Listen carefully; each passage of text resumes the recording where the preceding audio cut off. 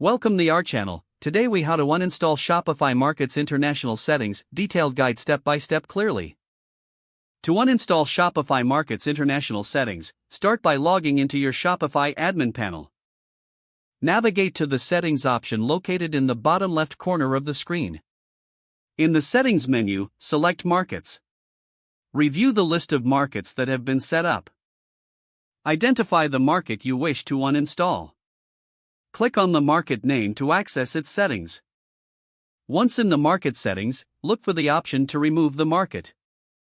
Click on the Delete or Remove button, which is usually found at the bottom of the settings page. A confirmation prompt will appear asking if you are sure about this action. Confirm the deletion by clicking Confirm or Yes. After successfully removing the market, return to the Markets Overview page. Verify that the market is no longer listed in your Shopify Markets settings.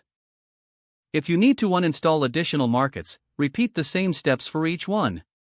Once all desired markets have been uninstalled, check your online store to ensure everything is functioning correctly. Finally, review any other international settings that may require adjustment. If the page does not load, refresh the browser or try again in a private or incognito window. Make sure you are using the correct email address, then retype it carefully to avoid small typos. If your password is not accepted, use the reset option and create a new strong password you can remember. Check your spam folder for verification or security emails, then complete any requested confirmation steps. Enable two-factor authentication if available to improve account security and reduce unauthorized access risk. After signing in, review your profile details so your contact information and settings are accurate and current.